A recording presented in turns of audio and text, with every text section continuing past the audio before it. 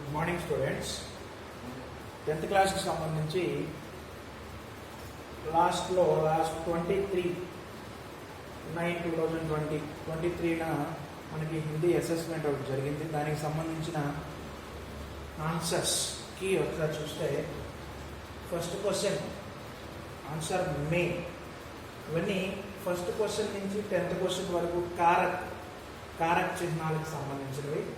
First question మే, second one కీ, third one కే, ఫోర్త్ వన్ కా, ఫిఫ్త్ వన్ ఆల్సో కా, సిక్స్త్ వన్ కే పర్, సెవెంత్ వన్ మే, ఎయిత్ వన్ కే, నైన్త్ వన్ కే, 10th వన్ से गोविंद एक साल डैश बीमार है निचाम दानी की से उसमें गोविंद एक साल से बीमार है. नेक्स्ट 11th वन जिसका कोई शत्रु ना हो अने क्वेश्चन की हम अजात शत्रु అని రాశాం. 12th वन जिसका उपमा कोई दूसरा ना हो అనే దానికి అనుపम అని రాయాలి. जिसका कभी ना मरे అనే దానికి అమర్ అని రాయాలి. ఇవన్నీ 11th बिट నుంచి 12th बिट వరకు అనేక శబ్దों के लिए एक शब्द అనే టాపిక్ మీద 11th క్వశ్చన్ నుంచి 20th క్వశ్చన్ వరకు ఇచ్చాం. తర్వాత 14th वन जो लोगों को अच्छा लगे लोकप्रिय. ఓకే, జనం అందరికీ ఎక్కువగా ప్రపంచం మొత్తం బాగా పాపులర్ అయిన వ్యక్తిని మనం లోకప్రియ అంటాం. जिसका बराबर दूसरा कोई ना हो 15th वन अद्वितीय అని రాస్తాం. 16th वन ईश्वर को मानने वाला భగవంతుడిని నమ్మేవాడు आस्तिक అని రాస్తాం. 3 महीनों में एक बार आने वाला అంటే త్రైమాసిक 3 నెలలకు ఒకసారి వచ్చేది త్రైమాసిक. Next 18th one Shatrughan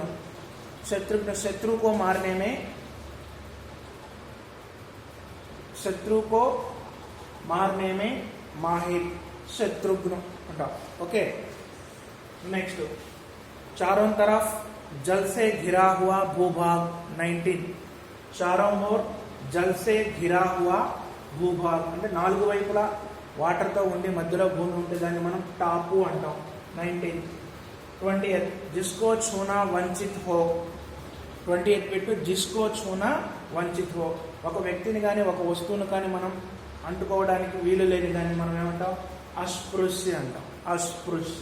okay, ఈ ఫస్ట్ బిట్ నుంచి 28th బిట్ వరకు మీ ఆన్సర్స్ ఒకసారి చెక్ చేసుకోండి. మీరు ఏదైనా రాంగ్ ఎక్కడ రాస్తుంటే ఒకసారి చూసుకోండి.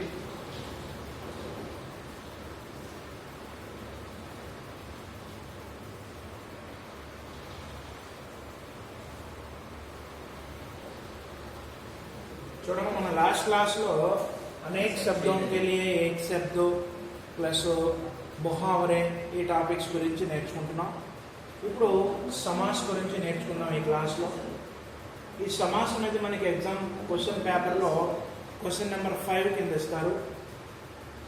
ఫస్ట్ వన్ శ్రమ్జల్. ఇవి చాలా ఇంపార్టెంట్, మన సిలబస్లో ఉన్న సమాసాలు ఇవి.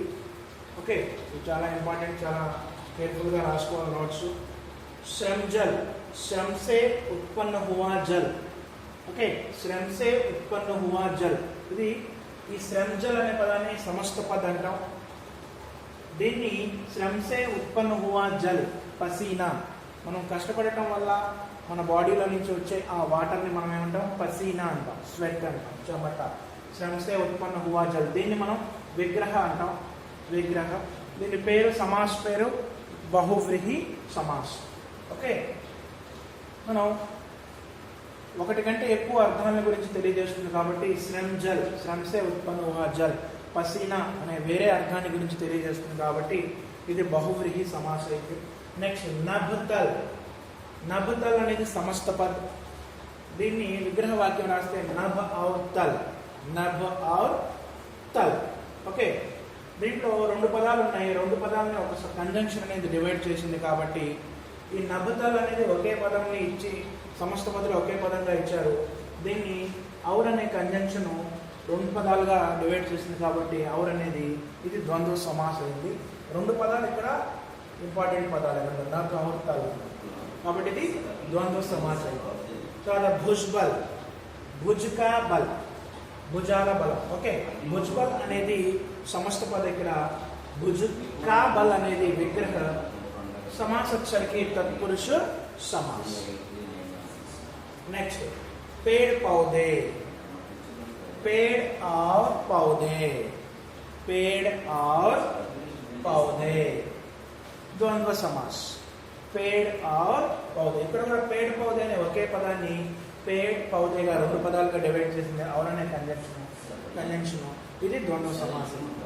తర్వాత పశు పక్షి, దీనికి విగ్రహం వచ్చేసరికి పశు ఆర్ పక్షి, ఇది కూడా ద్వంద్వ సమాసం కిందే వస్తుంది. భారత్ వాసి, భారత్ కే వాసి, ఇక్కడ కారక్ వచ్చింది. భారత్ వాసి అనే పదాన్ని విగ్రహం చేసినప్పుడు కారక్ అనేది కారక్తో డివైడ్ చేయడం జరిగింది కాబట్టి ఇది తత్పురుష సమాసం కింద మనం లెక్కించవచ్చు. ఓకే,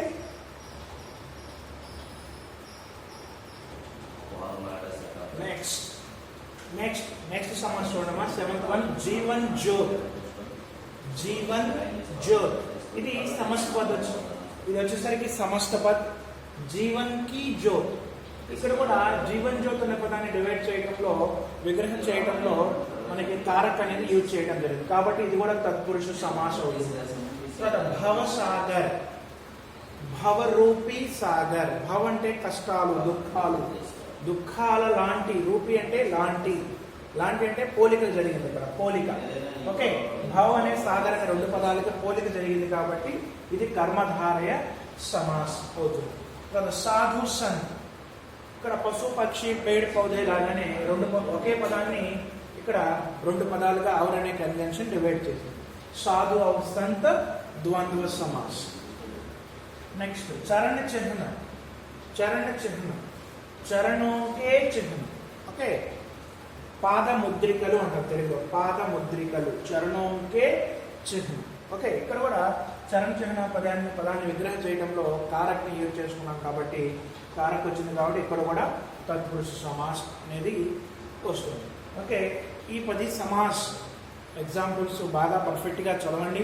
ప్లస్ అసెస్మెంట్ కీ కూడా ఇచ్చాను మీకు మిస్టేక్స్ ఏదైనా మీరు చేసి ఉంటే వాటిని కూడా చూసుకోండి. ఓకేనమ్మా, ఇవాటికి ధన్యవాదాలు. నెక్స్ట్ క్లాస్లో ఈ టాపిక్ కంటిన్యూ చేద్దాం.